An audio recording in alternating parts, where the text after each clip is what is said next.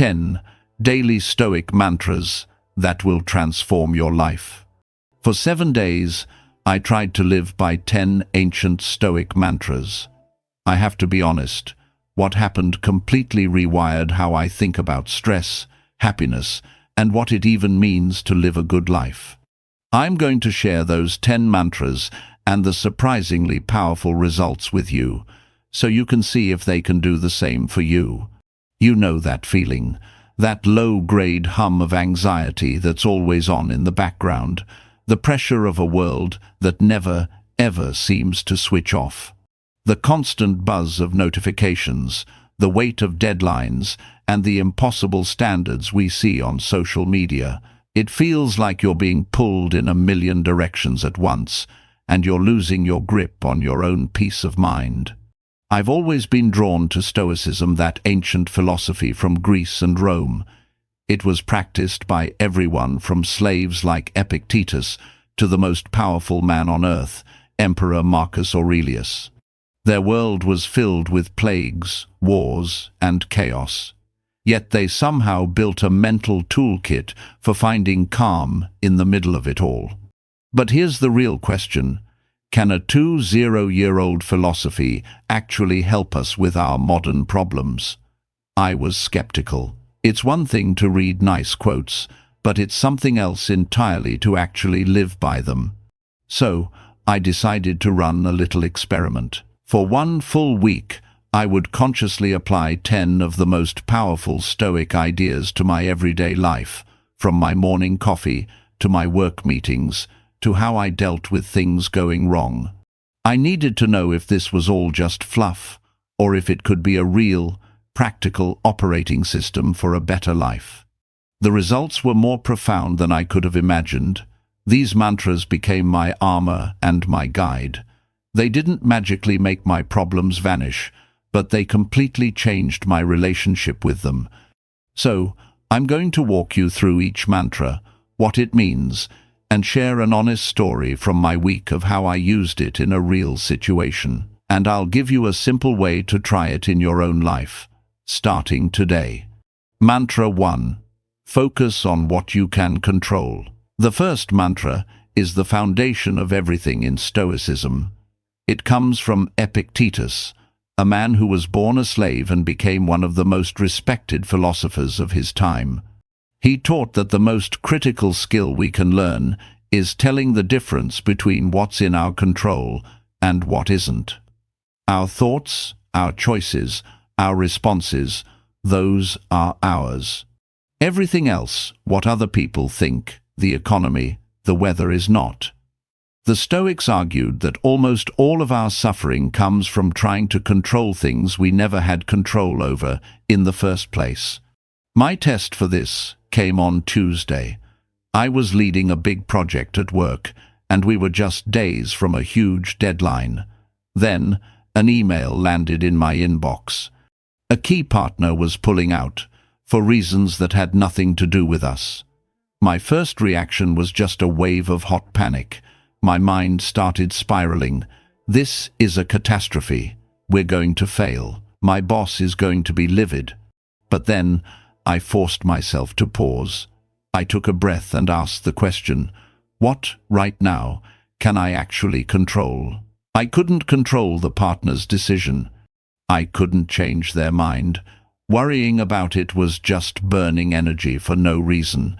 What I could control was my response. I could control how I broke the news to my team. I could control how we replanned our next steps. I could control my own calm. So, instead of firing off a frantic email, I got my team together. We calmly mapped out a new plan. By focusing only on our next moves, the things we could actually do, the panic faded and was replaced by a sense of purpose. We turned a disaster into a strategy session. That shift from emotional meltdown to logical action felt incredibly powerful. Your actionable takeaway. The next time you feel that spike of stress or anger, just stop. Ask yourself, is the thing causing this feeling in my control or out of it? Mentally separate the two. you'll quickly see that most of your stress comes from the out of my control column. Acknowledge it, and then pour all of your focus into the few things that are in your control. It's how you build mental strength, one problem at a time. Mantra 2. Memento mori. Remember, you must die. Okay, I know this one sounds a little dark. Memento mori is Latin for remember you must die. But for Stoics like Seneca and Marcus Aurelius, this wasn't a depressing thought. It was a tool for creating priority and meaning. Knowing that our time is finite isn't supposed to make us fearful. It's supposed to make us act. It's a filter to help us stop sweating the small stuff and live with intention. My memento mori moment hit me on Wednesday evening. I was wiped out after a long day. I had a mountain of emails to get through, and my plan was to order a pizza and just zone out. Then my phone buzzed. It was a text from an old friend from college who I hadn't seen in years. He was in town for just one night. My immediate thought was, I'm way too tired for this. I'll just say I'm busy and catch him next time. But then the mantra popped into my head. Memento mori. If I knew my time was short, would I spend this evening clearing a meaningless inbox, or would I spend it with someone who once meant a lot to me? The answer was instant. I texted back, I'd love to. Where are you? We met up for just an hour. We talked about life, family, and old memories. It was deeply refreshing. It did more for my soul than binge-watching any show ever could. The thought of death pushes you to choose what's sacred over what's easy. It made me choose connection over convenience, and I went to bed that night feeling grateful and truly alive. Your actionable takeaway. You don't need a dramatic moment for this. Just use it as a filter. When you're putting off that important conversation, or that dream project, or you're choosing to scroll instead of being present with a loved one, just whisper to yourself, memento mori. Let it remind you that your time is the one resource you can never get back. Spend it on what actually matters. Mantra 3. Amor fati. Love your fate. If memento mori is about how you use your time, amor fati is about how you experience it. It means to love your fate. This isn't just about passively accepting what happens to you. It's about actively embracing it. It's the wild idea of treating every single moment, the good, the bad, and the ugly, as if you chose it. It's not about just putting up with hardship, but seeing it as an opportunity. My test of amor fati came on Friday. I had a flight booked for a weekend getaway I desperately needed. I was packed and ready to go.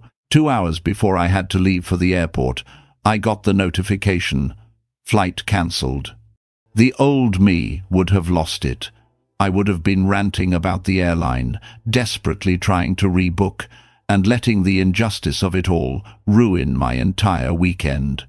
But this week, I was different. I took a deep breath and said the mantra out loud, Amor fati, love your fate. Okay, this is my reality now. This unwanted thing has happened. Fighting it will only make me miserable. So, what does this make possible? I couldn't go on my trip, but now I had 2 completely free days at home. I decided to lean into it. I turned my phone off, just like I would have on vacation. I finally tackled a garden project I'd been putting off for months. I read an entire book. By deciding to love my new fate instead of fighting it, I turned a weekend that would have been about frustration into one that was about peace. Your actionable takeaway. The next time you face a setback, you get passed over for a promotion, a project fails, plans fall through, resist the urge to immediately call it bad. Ask a different question.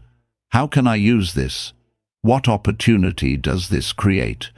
Amor fati is the alchemy of turning obstacles into fuel. It's the mindset that says, this is my path, and I'm going to love it. Mantra 4. Premeditatio malorum.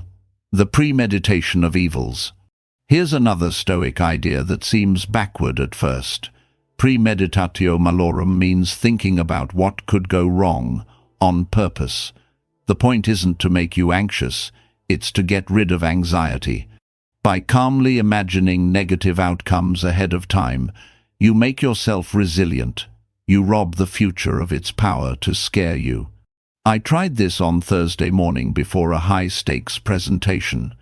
Public speaking always gives me anxiety. My mind just fills with this vague fear of, what if I mess up? So that morning, instead of pushing those thoughts away, I faced them. I sat down for 5 minutes and visualized things going wrong. What could happen? The projector could die. I could blank on a key number. I could get a really tough question from the audience. Then, for each one, I made a simple plan. If the projector dies, I have paper handouts ready. If I blank on a number, I have a note card with my 3 key points. If I get a hostile question, I'll calmly say, "That's a great point. Let me think about that," to buy myself a second to think. When I walked into that presentation, I felt a sense of calm I had never felt before. I had already faced the worst-case scenarios in my head, and I had a plan. The fear was gone, replaced by a quiet confidence. By thinking about what could go wrong, I had armed myself against it. Your actionable takeaway: before a big event, a job interview, a tough conversation, take 5 minutes for this. Don't just worry in general, get specific. What are the top 3 things that could realistically go wrong? And what is your simple, one-step plan for each? This exercise turns you from a worrier into a strategist. Mantra 5. I am resilient. I grow stronger from challenges. This mantra isn't a direct Stoic quote, but it captures one of their most important ideas: resilience. The Stoics believed that obstacles aren't meant to be avoided. They are opportunities to practice being a better person. Just like lifting weights strengthens your muscles, overcoming challenges strengthens your character. I had to lean on this one hard on Monday. I got some feedback on a creative project I had poured my heart into. It wasn't just critical, it was blunt, and it stung. My gut reaction was to get defensive and hurt. My ego was bruised, and I just wanted to write it off. I stepped away from my desk, went for a walk, and just repeated the mantra to myself. I am resilient. I grow stronger from challenges. I tried to shift my perspective. This wasn't a personal attack. It was a challenge. It was an obstacle, and it could either burn me up or forge me into something stronger. I chose to see it as fuel. I went back and reread the feedback, this time with an open mind, trying to find the truth in it. It was tough, but I found it. The criticism, while harsh, was also right. It pointed out a real weakness. By embracing the challenge, instead of running from it, I made the project so much better. The obstacle truly became the way forward. Your actionable takeaway: when you get hit with a setback, a failure, or harsh criticism, try to reframe it. Don't see it as a judgment on your worth. See it as a workout for your character. Say it out loud: I grow stronger from challenges. This simple reframe moves you from a victim mindset to a growth mindset, turning life's difficulties into your greatest teachers. If you're finding these ideas as helpful as I have, I want to invite you to go a little deeper. I send out a free weekly email with one Stoic principle and a simple exercise to practice it. It's a great way to build these mental habits over time. If that sounds useful, the link is in the description below. Mantra 6. I choose virtue over comfort. For the Stoics, the ultimate goal in life wasn't pleasure or comfort, it was virtue. They defined it with 4 qualities: wisdom, justice, courage, and self-discipline. This mantra is a reminder to make choices based on your character, not on what's easy. It's about doing the right thing, especially when it's the hard thing. My chance to practice this was subtle. I was working on a financial report and found a small error I'd made the month before. It was minor, and it was extremely unlikely anyone would ever notice it. The easy, comfortable thing to do was to quietly fix it and pretend it never happened, avoiding any awkward conversations. But as I was about to do just that, the mantra hit me. I choose virtue over comfort. What was the right thing to do? The courageous and honest thing was to own it. So, I took the uncomfortable path.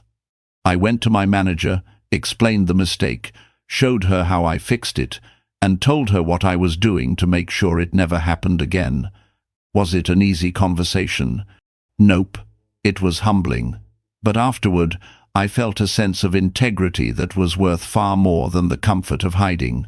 And my manager's trust in me actually went up because she saw I was accountable. Your actionable takeaway. You will constantly face these little forks in the road between the easy choice and the right choice. When you do, just pause and ask, what would a person of courage and integrity do right now? Don't ask, what's easiest? Make your character the filter for your actions. That's how you build a life you can be proud of. Mantra 7. I am grateful for the present moment. Gratitude shows up all over the writings of Marcus Aurelius. In his personal journal, Meditations, he constantly reminds himself to appreciate what he has right now, instead of always wanting more. Stoic gratitude isn't about pretending problems don't exist. It's about grounding yourself in the present, which is the only place you ever really are. This was the simplest mantra to practice during my week, but it was also one of the most powerful. It wasn't about a single event. It was about a new daily habit. Every morning with my first cup of coffee, I fought the urge to immediately grab my phone and dive into the chaos. Instead, I just sat there for 1 minute. I focused on the feeling of the warm mug in my hands, the smell of the coffee, the quiet of the house, and in that minute, I would mentally list 3 simple things I was grateful for in that exact moment. I'm grateful for this coffee. I'm grateful I feel rested. I'm grateful I can hear birds outside. It sounds almost silly, I know, but starting the day from a place of having enough, instead of a place of what's wrong and what's next, changed the whole tone of my day. It was like tuning an instrument before you play. It lowered my baseline anxiety and reminded me of what Marcus Aurelius wrote. Very little is needed to make a happy life. It is all within yourself, in your way of thinking. Your actionable takeaway. Start your day with a 1-minute gratitude practice. Before you check your phone, just be still. Name 3 specific, simple things you are grateful for right now. The feeling of your feet on the floor, the taste of water, the fact that you are breathing. This tiny habit anchors you in the present and builds a deep sense of contentment. Mantra 8. Let go of what you cannot change. This one feels similar to the first mantra, but it's focused on the act of letting go, especially when it comes to the past or what other people do. Epictetus taught that we make ourselves miserable by replaying things that are over and done with. Letting go isn't a sign of weakness, it's a sign of wisdom. I caught myself needing this one late one night. I was lying in bed, tossing and turning, replaying a conversation from last week where I felt like I'd said something stupid. I was cringing, wishing I could hit rewind and do it over. The moment was gone. I couldn't change it, yet I was letting it rob me of my peace right now. I caught myself in that toxic mental loop and consciously used the mantra, let go of what you cannot change. I said it to myself in the dark. I couldn't change what I said. I couldn't change how it was received. Holding on to it was pointless. So I made a deal with myself. I would take 1 minute to pull out the lesson in this case, be a better listener, and then I would give myself permission to drop the emotional baggage. I pictured putting the memory in a box and letting it float away. It took a few tries, but eventually my mind got quiet. I had accepted what was done and focused on the only useful part I could carry forward. Your actionable takeaway: when you find yourself stuck ruminating on a past mistake or something someone did to you, acknowledge it. Then ask, is there anything I can do to change this now? If the answer is no, then your only job is to practice acceptance.